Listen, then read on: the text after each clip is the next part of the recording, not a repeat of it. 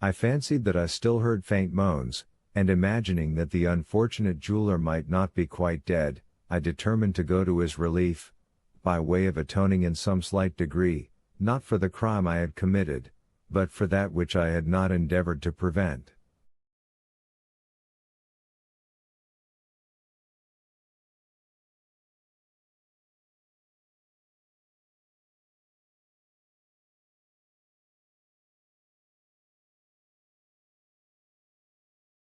For this purpose I applied all the strength I possessed to force an entrance from the cramped spot in which I lay to the adjoining room. The poorly fastened boards which alone divided me from it yielded to my efforts, and I found myself in the house.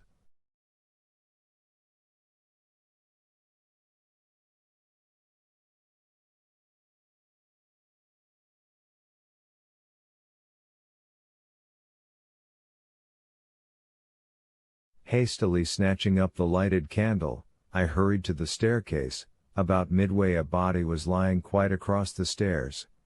It was that of La Carconte.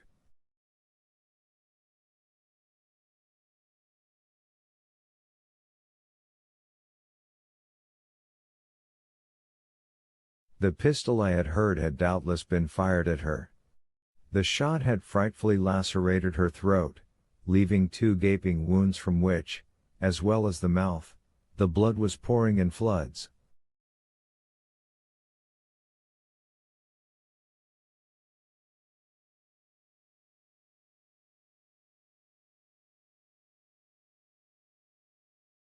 She was stone dead. I strode past her, and ascended to the sleeping chamber, which presented an appearance of the wildest disorder.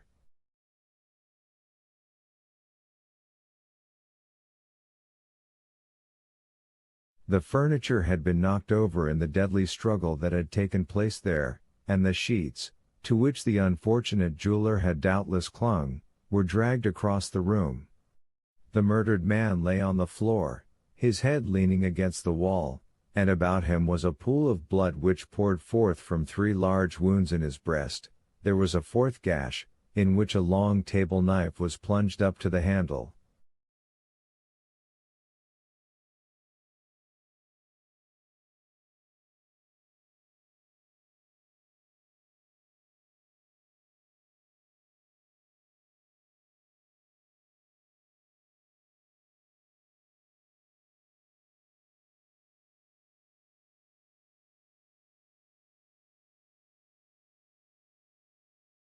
I stumbled over some object. I stooped to examine. It was the 2nd pistol, which had not gone off, probably from the powder being wet.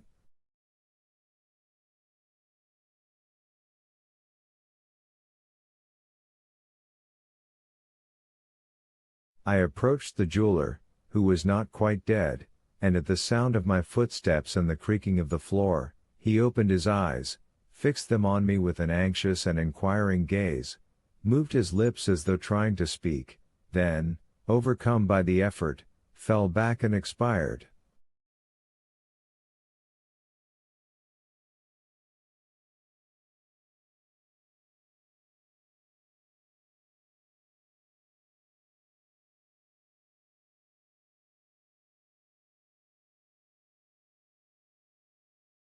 This appalling sight almost bereft me of my senses, and finding that I could no longer be of service to anyone in the house, my only desire was to fly.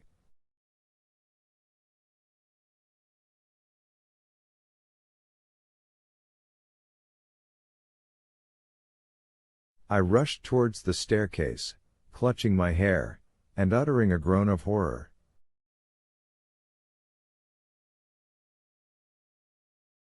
Upon reaching the room below, I found 5 or 6 custom house officers, and 2 or 3 gendarmes, all heavily armed.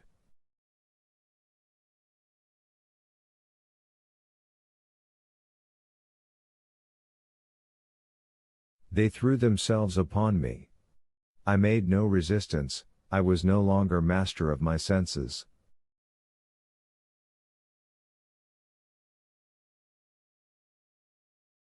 When I strove to speak, a few inarticulate sounds alone escaped my lips.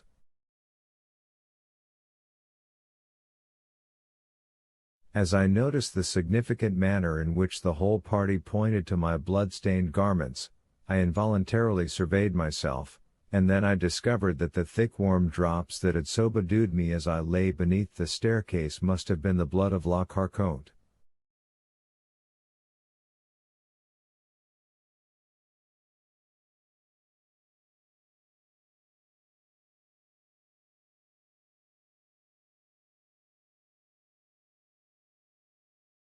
I pointed to the spot where I had concealed myself. "What does he mean?" asked a gendarme. One of the officers went to the place I directed. "He means," replied the man upon his return, "that he got in that way, and he showed the hole I had made when I broke through."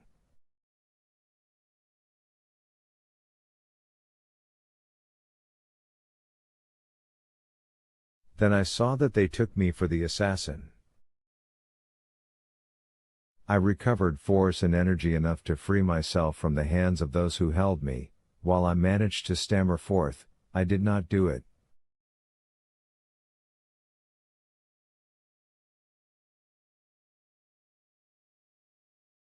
Indeed I did not." A couple of gendarmes held the muzzles of their carbines against my breast. "Stir but a step," said they, "and you are a dead man. Why should you threaten me with death?" cried I, "when I have already declared my innocence?" Tush, tush, cried the men, "keep your innocent stories to tell to the judge at Nîmes."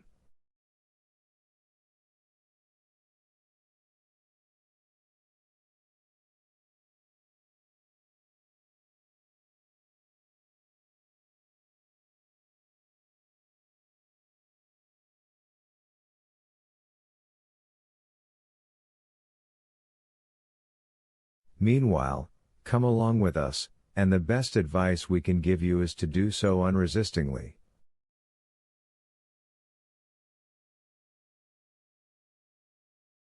Alas, resistance was far from my thoughts.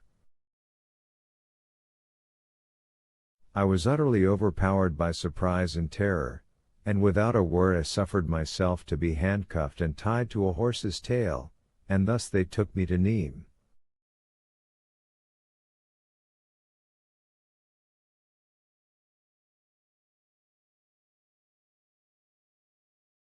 I had been tracked by a customs officer, who had lost sight of me near the tavern.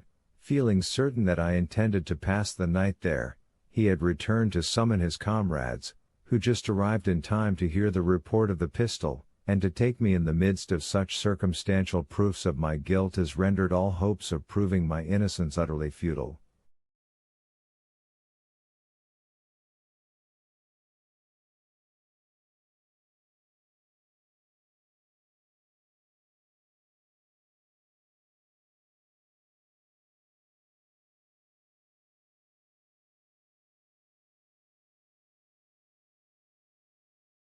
One only chance was left me, that of beseeching the magistrate before whom I was taken to cause every inquiry to be made for the Abbé Busoni, who had stopped at the inn of the Pont du Gard on that morning.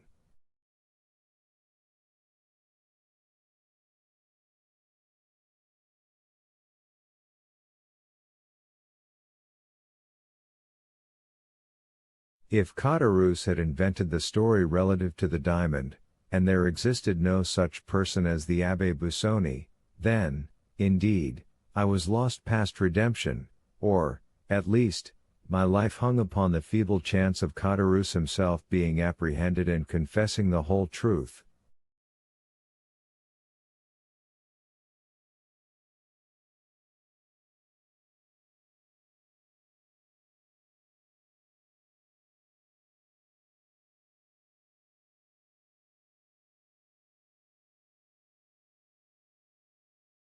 Two months passed away in hopeless expectation on my part, while I must do the magistrate the justice to say that he used every means to obtain information of the person I declared could exculpate me if he would.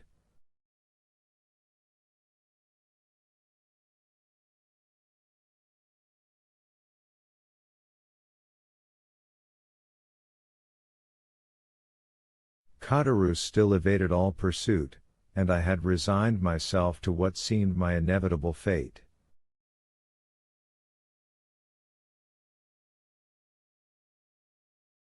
My trial was to come on at the approaching assizes, when, on the 8th of September, that is to say, precisely 3 months and 5 days after the events which had periled my life, the Abbé Busoni, whom I never ventured to believe I should see, presented himself at the prison doors, saying he understood one of the prisoners wished to speak to him. He added, that having learned at Marseilles the particulars of my imprisonment, he hastened to comply with my desire.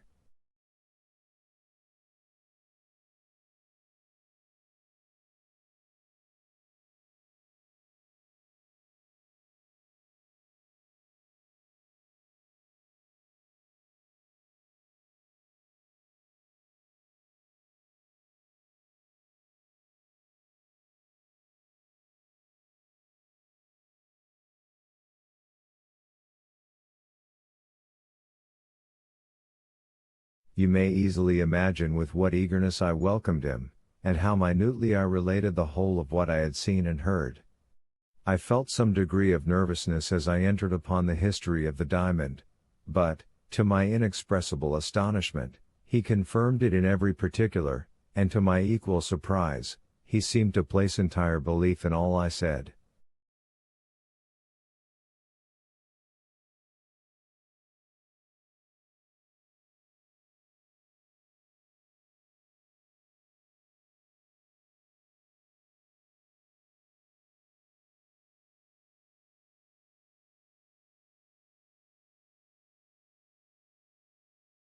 And then it was that, won by his mild charity, seeing that he was acquainted with all the habits and customs of my own country, and considering also that pardon for the only crime of which I was really guilty might come with a double power from lips so benevolent and kind, I besought him to receive my confession, under the seal of which I recounted the Auteuil affair and all its details, as well as every other transaction of my life.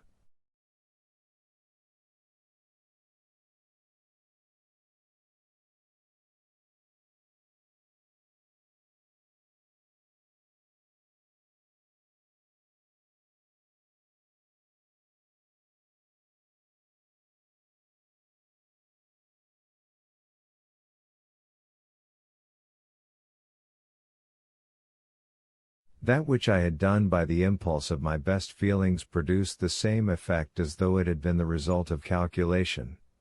My voluntary confession of the assassination at Auteuil proved to him that I had not committed that of which I stood accused. When he quitted me, he bade me be of good courage, and to rely upon his doing all in his power to convince my judges of my innocence.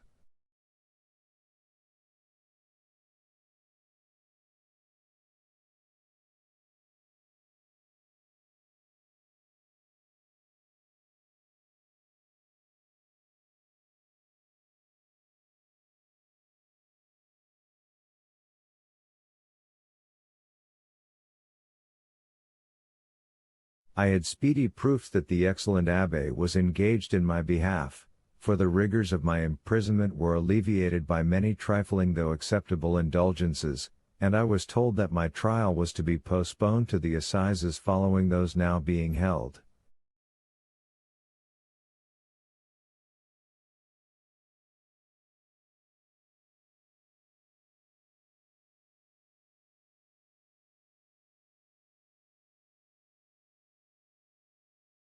In the interim it pleased Providence to cause the apprehension of Caderousse, who was discovered in some distant country, and brought back to France, where he made a full confession, refusing to make the fact of his wife's having suggested and arranged the murder any excuse for his own guilt.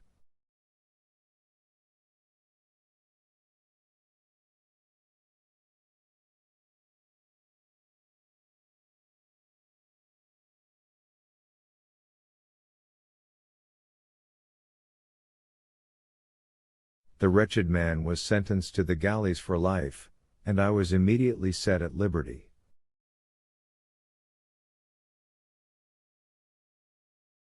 And then it was, I presume, said Monte Cristo, that you came to me as the bearer of a letter from the Abbé Busoni?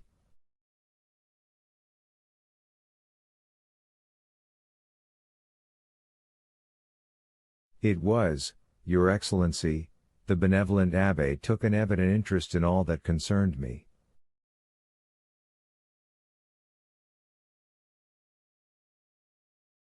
Your mode of life as a smuggler, said he to me one day, will be the ruin of you.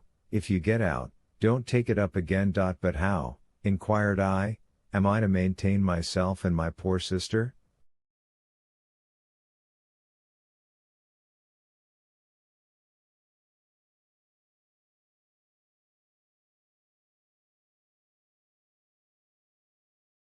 A person, whose confessor I am, replied he, and who entertains a high regard for me, applied to me a short time since to procure him a confidential servant.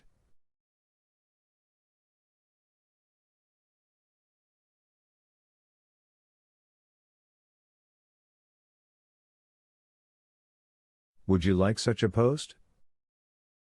If so, I will give you a letter of introduction to him. Oh, Father, I exclaimed, you are very good.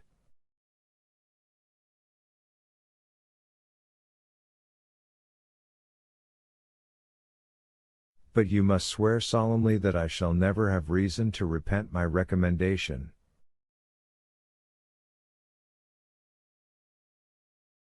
I extended my hand, and was about to pledge myself by any promise he would dictate, but he stopped me.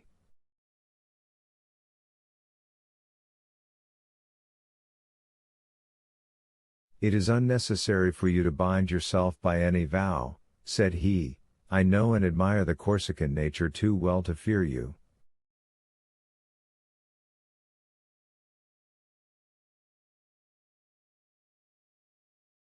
Here, take this, continued he, after rapidly writing the few lines I brought to your Excellency, and upon receipt of which you deign to receive me into your service, and proudly I ask whether your Excellency has ever had cause to repent having done so?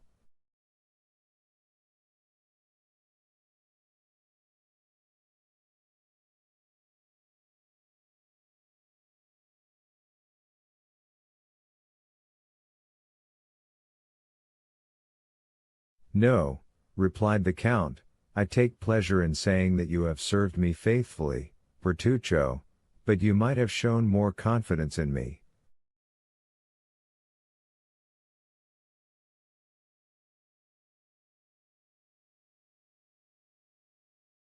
I, your Excellency? Yes, you. How comes it, that having both a sister and an adopted son, you have never spoken to me of either?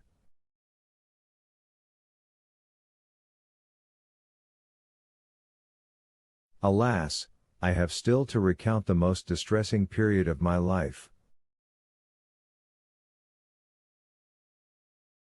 Anxious as you may suppose I was to behold and comfort my dear sister, I lost no time in hastening to Corsica, but when I arrived at Rogliano I found a house of mourning, the consequences of a scene so horrible that the neighbors remember and speak of it to this day.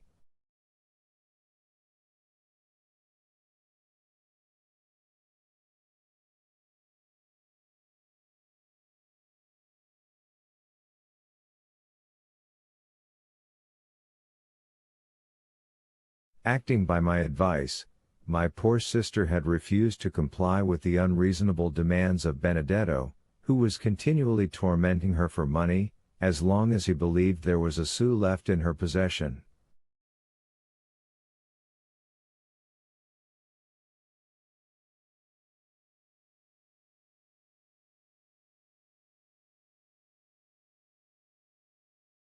One morning that he had demanded money, threatening her with the severest consequences if she did not supply him with what he desired, he disappeared and remained away all day, leaving the kind-hearted Assunta, who loved him as if he were her own child, to weep over his conduct and bewail his absence.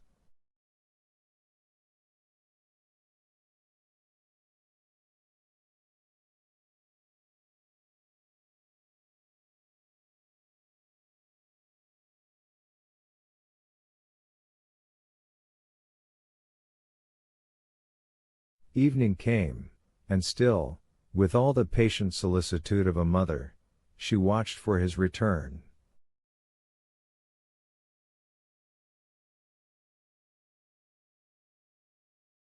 As the 11th hour struck, he entered with a swaggering air, attended by two of the most dissolute and reckless of his boon companions.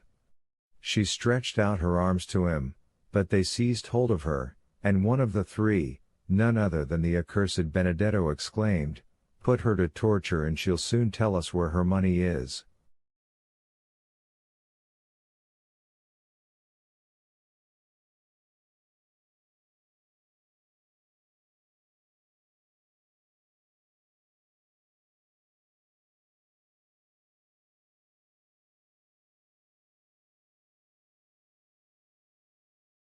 It unfortunately happened that our neighbor, Vasilio, was at Bastia, leaving no person in his house but his wife. No human creature beside could hear or see anything that took place within our dwelling.